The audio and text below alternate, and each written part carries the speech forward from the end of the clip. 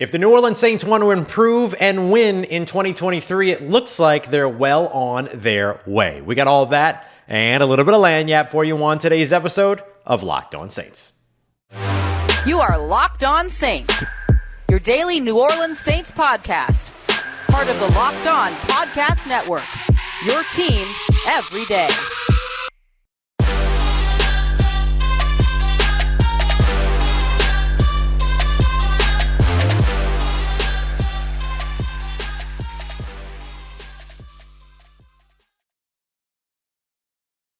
What is good, Who Dat Nation and Who Dat family? Welcome in to another episode of Locked On Saints, your daily podcast covering your favorite team, the New Orleans Saints, part of the Locked On Podcast Network, your team every day. Thanks so much, as always, to all the everydayers out there making Locked On Saints your first listen of the day every day. Don't forget, you can always subscribe and follow for free on YouTube or wherever you get your podcasts so you never miss the latest episodes.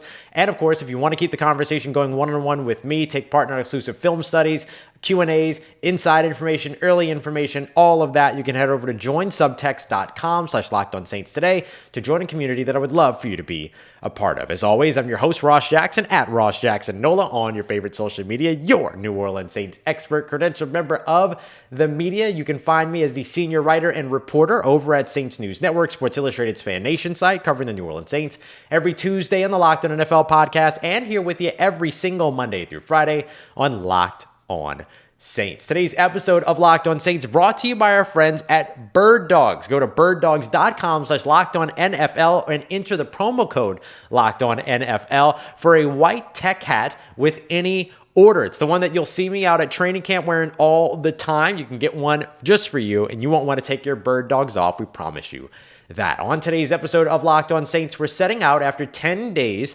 of training camp to answer a simple question. How good will the New Orleans Saints be in 2023 and why? But we'll also get you our practice notes from day 10, including play of the day. We got a little Smoke Monday on a Sunday. But I want to start off answering our big question for the day today. How and will the New Orleans Saints be better in 2023? And there's two major points that I think help to bring this all together. The first of which is defense. Defense. But the second piece is scoring. Those two things contradict one another during training camp, but they all come together during the regular season. So let's start off with defense here. This New Orleans Saints defense has been absolutely outstanding so far throughout training camp. We are 10 days into camp. The last 3 days in particular, if being a defensive heavy and a defensive identity team was the goal or is the goal going into 2023, that they're off to a good start. They're off to a really, really good start in that case, because what we have seen over the course of the past couple of days has been absolute dominance over on the defensive side. And I say that in a way that I don't mean to say anything in terms of how bad the New Orleans Saints offense has been or anything like that. Just the defense has been outstanding. And a lot of that has been led by Marshon Lattimore. Marshon Lattimore has been absolutely outstanding all throughout camp, playing some of the best football I've ever seen him play. And this is a guy that was an offensive rookie of the year in 2017, that was outstanding year in and year out after that. And I know he missed 10 games last year, but he is somebody that has been just lights out all camp. Whether it's one-on-ones or today what they ran instead of one-on-ones, they actually ran what I've never seen before, 2-on-2s in practice in the red zone, kind of working those. I guess if you're an offensive player, you'd call them a rub route or a rub combination. If you're a defensive guy, you would probably call it a pick route and those things, or a pick play and all that kind of stuff. But they were working on all those in the red zone, and Marshon was lights out throughout that. He was lights out throughout one-on-ones, lights out throughout 7-on-7s, and has been lights out throughout team drills as well. And so you look at him, you look at the way that the defensive line has come together. We're seeing Peyton Turner continue to get pressures. We're seeing Isaiah Foskey started to get into the background on two different plays today that we saw in the passing game, or as a pass rusher. We also have seen everybody kind of making plays as run stoppers. Brian Brzee was back in practice today after missing yesterday's practice. Outstanding in his run defense, made a couple of plays there. So you're seeing kind of all of it come together in a way that's really impressive and that's really important. But the caveat to trying to build the best defense in the NFL is that it means that your offense has to go against the best defense in the NFL every single day. Now, I'm not saying that the New Orleans Saints defense is the best defense in the NFL. We won't know that until the end of next season. But if that's the goal, is to build the best defense in the NFL, your offensive guys have a lot to overcome every single time that they end up matching up with this New Orleans Saints defense. And that's a good thing because, again, it's iron sharpens iron, right? As the defense dominates, the offense sharpens and has to get better because they want to come back and they want to get theirs. And the offense has gotten theirs. It's just that they're not getting it to a point to where you go, oh, this absolutely is what you see from the offensive side being consistent. It's just not consistent yet. So I wouldn't call it anything that would make you go, oh, the New Orleans Saints offense is in trouble or anything like that. It's really not about that. But when you've put together an outstanding defense that's playing lights out, your offense isn't going to have an easy journey every single practice day. But if this ends up being one of the best defenses that they play throughout the 2023 season, that means that they're ready and they're prepared once that season begins. So can the offense get to the point where it scores enough to partner with what the defense is doing? Hard to tell during training camp when they're going up against one another, but in game, I think that there's a lot of reasons for you to believe that they can. And when I say them getting their scoring towards winning games, I'm not talking about them scoring 30, 35, 40 points a game, although that's always fun. But if this team scores 24 points per game, with the defense playing the way that it did toward the back half of last season, the way that it's played so far throughout training camp, the Saints will win games. The Saints averaged last year 19.4 points per game. Awful. It was 21st in the NFL. Not great, Bob. So can they score 5 more points per game? Think about that. Derek Carr instead of Andy Dalton. An Alvin Kamara that's playing in space as opposed to being run between the tackles. A running back room that has multiple attacks as opposed to just one attack. A wide receiver core that should feature a big three of Michael Thomas, Chris Olave, and Rashid Shaheed, let's just say for 10 games. Can that offense that also now has Juwan Johnson and Foster Moreau and all the other guys that are going to be able to contribute on this offensive side, can that offense score 5 more points per game than on average than it did last year? If you take 6 losses that the Saints faced last season and say, all right, they scored 24 points in each of those games. Everything else the exact same. Everything else the exact same. But they scored 24 points in each of those losses, 6 games that they would have won. 6 games that they lost last year that they would have won. Now, it's not that simple. I know that. But my point that I'm trying to get across is that the schedule that the Saints go up against this year, not as good as the schedule, or not as hard as the schedule they went up against last year. The quarterbacks that they go up against this year, not nearly the status of quarterbacks that they went up against last year, especially considering the fact that they played Tom Brady twice last season and the season before and all that. And so if this team plays the way that we have seen them play on the defensive side, game in and game out, particularly over the course of what we have seen in training camp as well as the end of last season, and the offense scores on average 5 more points per game. 5 more. Not even a whole touchdown. A field goal and a safety. I don't care how you get it. 5 points. 5 points difference. All of a sudden, the New Orleans Saints are winning more games and they will absolutely compete in 2023. Now, how do they get there, particularly on the offensive side? How do they score 5 more points per game? And what have we already started to see from that list that gives you the confidence to say, yes, the New Orleans Saints can be that team. The New Orleans Saints can compete in 2023. Let's answer that question up next as we continue on with today's episode of Locked On Saints, part of Locked On Podcast Network, your team every day. Today's episode of Locked On Saints is brought to you by Bird Dogs. Yeah, it's Bird Dogs. Y'all have seen me outside in training camp with my Bird Dogs hat on. I wore my Bird Dog shorts out to camp the other day. It's hot out there. I was almost rocking the Hoochie Daddies if I needed to because it's so warm.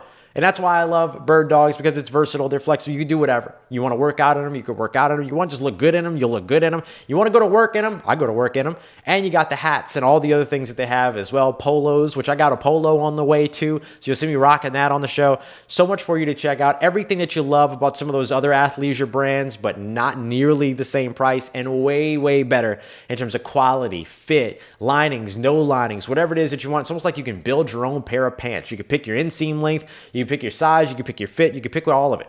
So you go and check them out today. Go to birddogs.com/lockedonnfl. Enter that promo code as well, LockedOnNFL. It's going to get you a free white tech hat, that one that I've been wearing out at camp, with your order. That's birddogs.com/lockedonnfl. Promo code LockedOnNFL for the free white tech hat.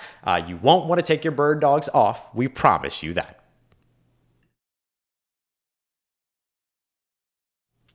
All right, family, continuing on with today's episode of Locked On Saints. Big thank you to all you everydayers out there making Locked On Saints your first listen of the day every day. We were just breaking down why the New Orleans Saints should be better, and I dare say will be better in 2023, because I think that they're already better at this point in 2023 than they were at this point in 2022. And that one of the big pieces was not only the defense, but the fact that the offense should be able to put more points on the board. So how? How do they get there? How does the offense put more points on the board? And what have we seen during training camp that gives us any type of semblance or comfort to be able to say that that's who this team should be, especially going up against a remarkably talented defense right now that has kind of stymied the offense so far, at least lately? Well, there's a couple of things.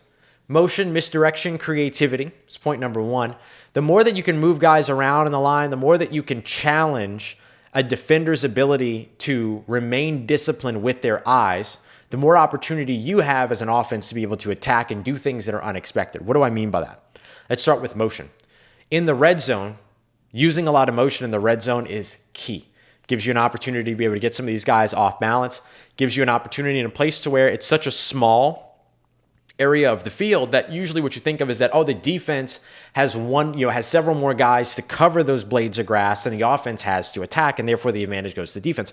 But really, honestly, if you get motion going and you can get one single defender to look this way when they should be looking this way, right? Look right when they should be looking left, and you get a player behind them to the left, it's a touchdown. It's not a 10-yard gain. It's not a 20-yard gain. It's not a 15-yard gain. It's probably a touchdown in the red zone.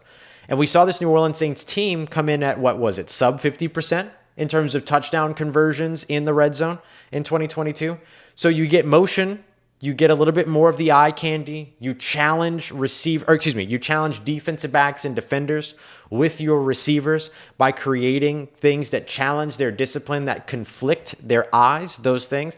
That ends up having a big deal for you too. And we've seen a lot of that. We've seen a lot of motion so far for the New Orleans Saints offense here throughout training camp. Misdirection was the second piece of that. The reason that I bring up misdirection is because it's huge for you in the run game.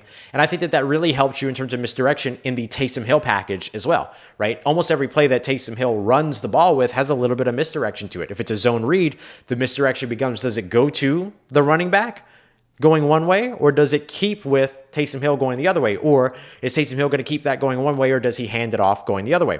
Those types of pieces. What's going on from Australia? But then the other thing that we've seen during Saints practice so far is, let's say that the Saints line up the quarterback under center. They have a running back behind him in kind of a single back formation, and they have a wide receiver out on the weak side, on the left side, let's say. So what they'll do is that they'll take the snap. The quarterback will turn over his left shoulder, ready to hand the ball off going to the left, but it'll be a play action or a fake. They don't actually hand the ball off, and instead, that wide receiver that's on the weak side, on the left side, is coming around in kind of an end around or jet sweep type of formation, in which the quarterback fakes the ball to the running back going to the left, and then pitches it instead to the wide receiver that's crossing the back of the formation, who then takes the ball around the corner to the right. The misdirection is, here's a piece of eye candy that tells you we're going left, the play flow is flowing left, all that. Psych, we're going right, and then there goes the wide receiver. We've seen that with guys like Rashid Shaheed. We've seen it with Kiki Cody. We've seen it with Lynn Bowden. We've seen it with a lot of these players. And I think that those types of little pieces, that's just one example, because I don't want to give away the entire playbook, right? But that's just one example of how the Saints have been using misdirection so far throughout training camp. And that's a good thing to see, because all of that gets into our third point, which is creativity. This was something that the Saints lacked big time in 2022 on the offensive side. It felt like creativity, right? Not getting the right players on the field at the right times, not being able to lean on your playmakers in the biggest moments, not having health on your side. Yes, all of those things factor in as well, but they also weren't a very creative offense. The number of throws or runs on a 2nd and 10 after an incomplete pass was preposterous. I think we saw more than a handful of those just the first game of the season against the Atlanta Falcons. And if you're building up tendencies like that and you're being that predictable, you're not going to move anywhere. That's why you average 19.4 points per game in 2022. That can't happen anymore. So you have to find all of the places where you can create and generate some of that creativity. Motion misdirection helps with that. The second thing that I'm looking at is kind of a boost in confidence and a boost in aggressiveness or aggression. I guess both work, aggressiveness and aggression, in terms of their offensive attack. This was a big thing that the New Orleans Saints also needed in 2022. It was hard to be confident in this team with Andy Dalton at quarterback. You can be a lot more confident in this team with a guy like Derek Carr. And I know that some people don't look at Derek Carr as a top, nationally, I think he's getting disrespected as like a less than top 15, 20 quarterback, whatever. Like, I'm not worried about your quarterback rankings or anything like that. What I'm more worried about is, can Derek Carr run this New Orleans Saints offense better than the guys who have tried to run it over the course of the past 2 years? And so far, despite how good the defense is reacting, playing, cluing, clearing, all those other things, they can run the offense. They're getting in and out of the huddles. He's changing plays. He's doing these check with me situations where based upon what the defense is showing him, he'll change to a play that's better against that look. Those types of mechanics are the things that made the New Orleans Saints offense special for years and years and years under Drew Brees, in addition to just how remarkably legendary Drew Brees, of course, was, which Derek Carr is not Drew Brees, but that ability to be able to make changes based upon what's happening with the defense is massive. Massive in terms of your ability to be able to win the chess match. Remember, the game in the NFL is all about moments. It's all about that one moment per quarter, probably. One moment per half, maybe sometimes one moment in the whole game that decides everything. And so you want to make sure you have as much control of every moment you can have as an NFL offense. And so being able to call 2 plays in the huddle, get to the line of scrimmage, see what the defense is doing, and then adjust based upon what the defense is showing you, that's control. That gives you the moment. You now own that moment, and you get the opportunity to do something with it. That's what you're looking at doing. You're just trying to maximize those opportunities, and being able to have somebody that gets you in and out of the huddle, that can make those changes, that can ID the defense so well that even the defense that he's playing against on a daily basis is getting caught by him, right? When they know, all right, well, I know he'll see me if I do this, so I'm going to do this instead. He still got me. That says something. And so I think that that's a big thing. There's a confidence, there's a knowledge, and therefore there's an aggressive nature that has to come from this attack. Now, the other aggression comes from the play calling, right? 4th and 1, on, as you're driving and you're in the opponent's 30, don't kick the field goal if you're not in the lead, right? Go out there and see if you can get that yard. Go out there and see if you can keep that drive moving. So there's some aggressiveness that goes away from the players and all that, that has to get right too. But the confidence of the players and having a guy like Derek Carr who's going to go to the sideline and say, no, don't take me off this field. That's going to go a long way too, because I don't think Andy Dalton was going out there and yelling back at Dennis Allen saying, don't you kick this field goal, you put me out on the field. I don't think that was happening very often, but Derek Carr is going to want to be on the field for those big moments. The last piece is going to be the X factor for me, and I've made this agreement with myself in 2023. Anytime that I talk about an X factor, I'm talking about special teams. I don't care if the other analysts like it, if they don't like it. It doesn't matter to me. Punting. You think back to that Cincinnati Bengals game, that punt that Blake Gillikin came off the side of his foot, and then the next play was the big touchdown to Ja'Marr Chase. If that punt goes and you're able to pin them back, that play probably doesn't happen, right? So that's the other piece. You need better punting, you need better fielding, you need better special teams acumen, all those other things, better special teams execution, all of that. So I think that the Saints should get all that. plus better quarterback play, plus better weapons than they had on the field last year if everybody stays healthy, and plus a better run game. And part of that run game, of course, is the running back's ability to catch the passes. We know that Alvin Kamara is going to be suspended for the first 3 games, but we saw one play today that gives you a lot of confidence in this New Orleans Saints backfield's ability to be able to replace or make up for the loss of Alvin Kamara. But that fell short to our play of the day, where we're going to get to some Smoke Monday here on this Sunday. But that's why I think that the New Orleans Saints are going to be a better team in 2023. But let's get to Smoke Monday on a Sunday here as we continue on and wrap up today's episode of Locked On Saints, part of Locked On Podcast Network, your team every day. All right, family, I want to tell you about our friends over at FanDuel. Today's episode brought to you by our friends over at FanDuel, America's #1 sportsbook. And guess what? It's time for you to get free bonus bets every time that you're winning throughout the regular season.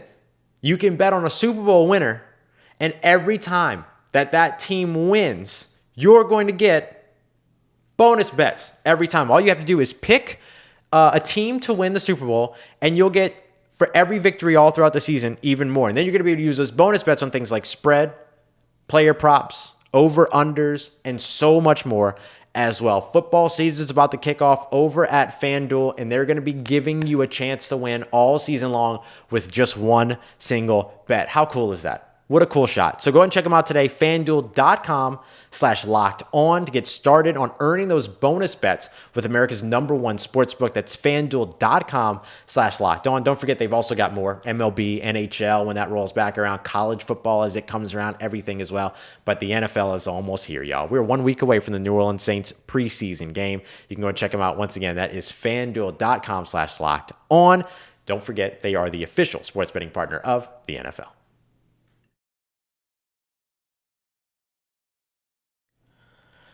Let's get it, Who Dat Nation. Wrapping up today's episode of Locked On Saints with our play of the day. We got Smoke Monday on a Sunday. It has been approximately 0 days since I have had the reason to talk about Smoke Monday, so let's get it. So this was actually really, and let me tell you something. This happened right in front of me. And look, I'm going to be mushy-gushy here for a moment. I'm living my dream, right? Getting to cover an NFL team, getting to cover the team that I grew up watching as a hometown guy. I grew up growing up here in New Orleans. And so there are these moments that still happen throughout practices and stuff like that that I think to myself, man, how lucky are you that you get to be here? And today was one of those moments. And it's not just because it was a Smoke Monday moment. It was just kind of that it happened like right in front of me. And so it was just kind of one of those moments that I was like, okay, cool. Settle in, dude. Like, you're doing good. It was an out route towards the right sideline over to where the fans were sitting and where media stands on the far field. Jake Haener was at quarterback. It was a dark and stormy night. I'm just kidding. I just sounded like I was like really dramatizing this whole thing. But anyway, it was an out route going toward the outside. It was Quan Baker running the route. Jake Haener put a nice throw on it that had really good ball location. Maybe could have drifted Quan Baker a little bit further towards the sideline. But Smoke Monday is on this coverage. He's over the top and trailing and just kicks on the Jets. Smoke. Pum. Like that. And just cuts underneath and in front of Quan Baker to get the interception and immediately like celebrating and doing the whole thing. So this was really good because I've watched Smoke Monday get more and more comfortable every single day, not just on Mondays. And I think that this might have been like his arrival moment. And I'm going to say this for both him and for rookie safety, Jordan Howden. They probably both had their best practices today that we've seen. And that's just kind of an illustration of what we talked about here on the show before. Early on in training camp, the veterans open up this big gap, and then all of a sudden the young guys start to get a little bit more comfortable, and then all of a sudden they get to a point to where, he's going to, to where they're kind of closing the gap a little bit. And I think that the thing that you look at with Smoke Monday, and Elliot just kind of mentioned this in the chat, is like, why does he have the popularity amongst the fan base that he has? And I think a lot of people attribute it to his name. They attribute it to him wearing the number 9, Drew Brees jersey at the party during his draft day, his Snapchat where he's yelling at the Atlanta Falcons stadium and all that other stuff. Like, I think a lot of people attribute it to that. But watching him over the course of the past couple of weeks, he's arriving as a player too. And he's arriving not only as a safety, but he's arriving as a special teams player. And that's what you need. Your smoke every day. I love it. That's what you need from an undrafted free agent guy that's coming in. And I know he's not a UDFA rookie this year. He was last year and all that, but that just means that he knows a little bit more about the system than your standard guy that's coming in and really getting his first opportunities. He understands a little bit more about the special teams side of it all. He's a big time hitter. He's a great downhill player. He runs with a full head of steam. He's an instant commitment guy, which I think is really good, especially when you've got a defense that's teaching everybody, go make the plays now.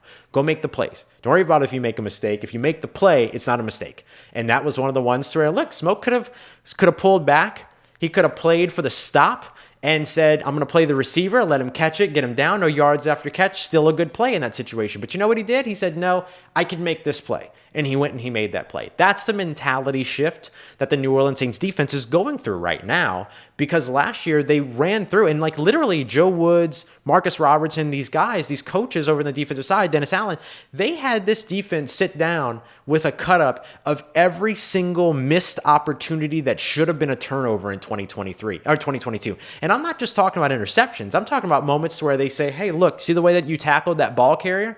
You see the way that he's carrying the football? You missed a chance to punch the ball out right there. Like, to that level of detail. And so now the only thing that these guys are thinking when they're out there is, let me go make this play real quick. Let me go make this play right quick. And they're finding ways to do it. So shout out to Smoke Monday for going out there and making the play. It's more than just a name. It's more than just a, thing. And to Elliot's point in the chat, it's about, can you be good on the field? And we're seeing Smoke Monday do that. We've seen a little bit of that from rookie Jordan Howden as well, who got some first team snaps today with Tyrann Mathieu getting a rest day today. Him and Marcus May were out there. So you saw Jordan Howden out there getting some first team reps. So you see him climbing and the gap closing a little bit. These are all good things. My next play of the day, that was my original play of the day up until this moment. I actually have it in 7-on-7s. I usually pick team drill stuff, but this was just such a good moment. And it didn't take a lot. It was in 7-on-7s. It was...